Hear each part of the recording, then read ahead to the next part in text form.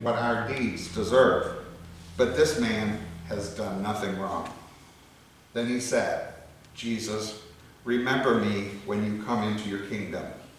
Jesus answered him, truly, I tell you, today you will be with me in paradise. You may be seated. In the fall of 1621, need to get rid of the glasses. The Pilgrims, the early settlers of Plymouth Colony, held a 3-day feast to celebrate a bountiful harvest. Many regard this event as the nation's first Thanksgiving. The Wampanoag Indians in attendance also played a very key role. The legacy of thanks and the feast have survived centuries since the event became a national holiday on October 3rd, 1863, when President Abraham Lincoln proclaimed the last Thursday of November as a national day of Thanksgiving. Decades later, President Franklin Roosevelt officially declared that Thanksgiving should always be celebrated on the 4th Thursday of the month to encourage earlier holiday shopping. Here are some other interesting facts and figures about Thanksgiving. I gave this to Mark earlier, and he's a wizard if he's able to do this. Here we go. Thanksgiving by the numbers, and he's gonna scroll up through. We're gonna look at a few of these things. Some of them are pretty interesting. 1621. There's Abe Lincoln. Okay.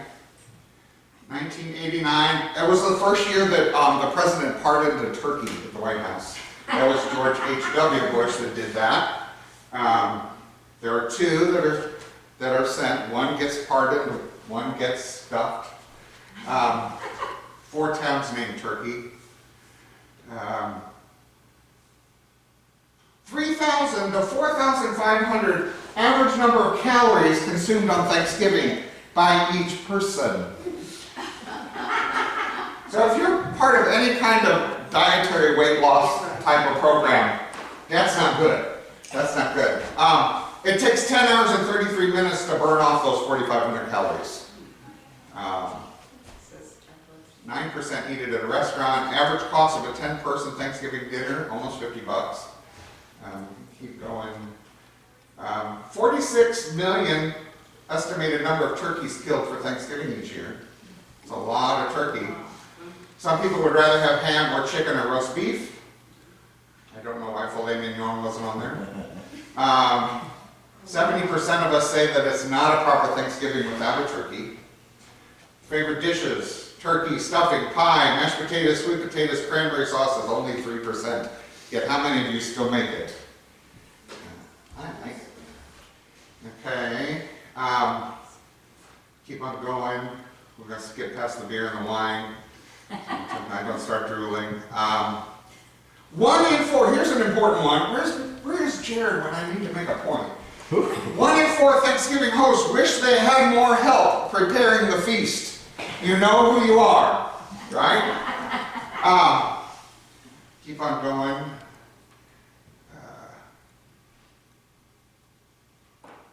165 million shopped over the 5-day Thanksgiving period last year. That's a lot of shopping. And we're just going to end with my tie-in at the very bottom. Forget about football, NFL games, Macy's parade, dancers, blah, blah, blah, blah, blah, blah. Travel and safety. A lot of people travel, as evidenced by this group traveling. Keep going. Look at how well I do this.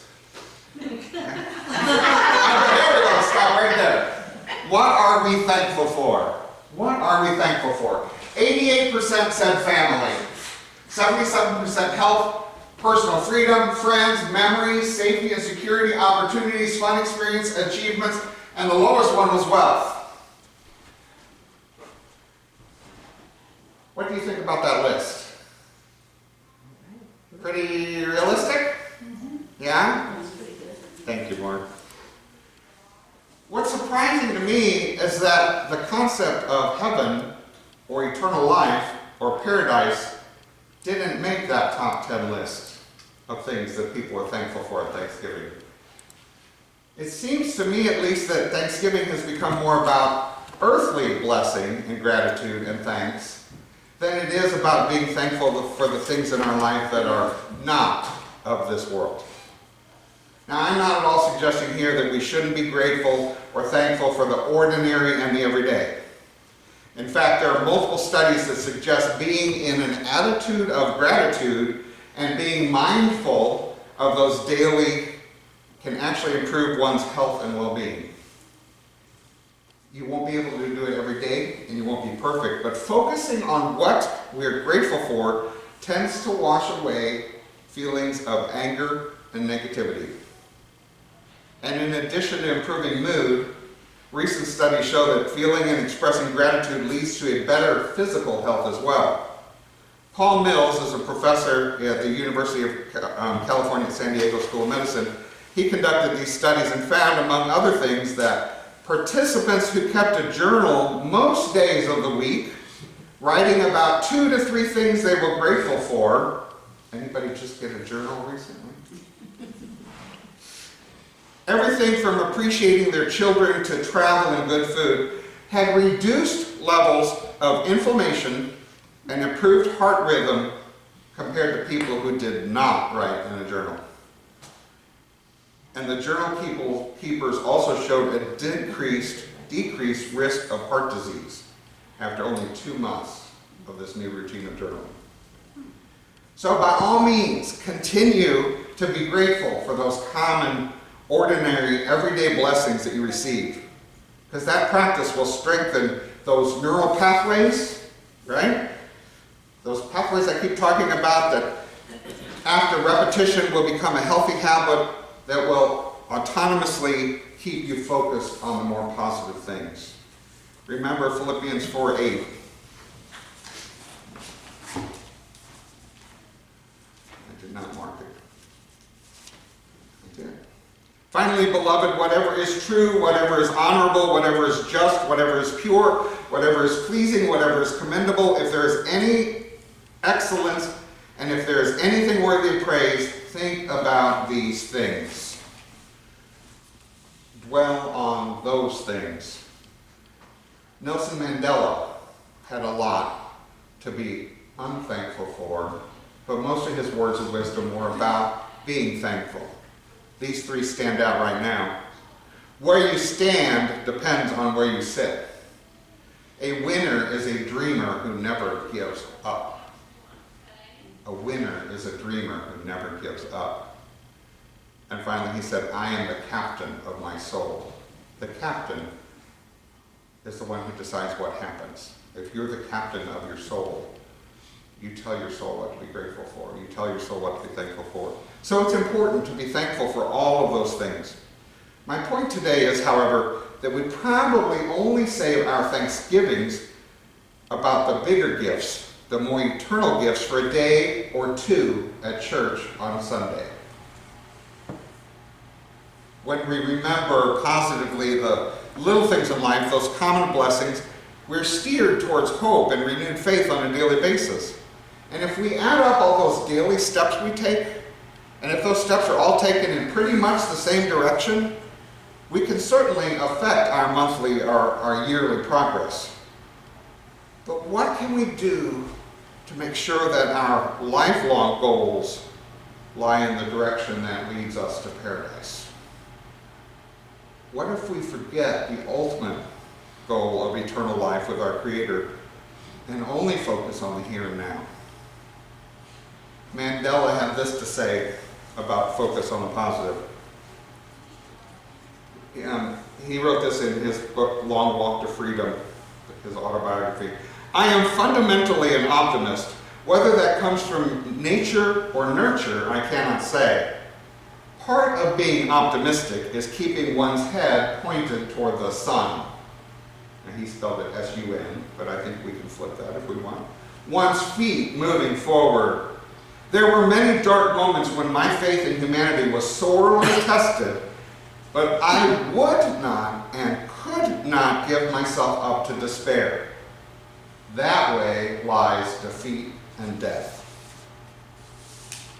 What I hear in Mandela's advice is that we need to be mindful of what it takes to triumph over defeat and death. And I believe it's more than just a daily mindfulness of being positive and optimistic and grateful.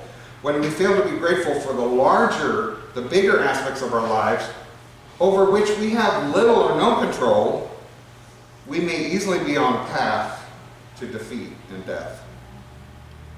When we're talking about things eternal, we desperately need to be focused on the Christ. Now, our scriptures today, all three of them, and one of them, did you hear words echoed in the Nicene Creed when she read from Colossians? Remind us about God's greatest gift for us to conquer sin and death and provide for us eternal joy in communion with God. This is what you heard in Jeremiah. I myself will gather the remnant of my flock out of all the countries where I have driven them, and will bring them back to their pasture, where they will be fruitful and increase in number. I will place shepherds over them who will tend to them, and they will no longer be afraid or terrified, nor will any be missing, declares the Lord. What God's saying here is that he will return us to our green pastures. He will provide us with shepherds who will tend to our well-being, and we will be safe.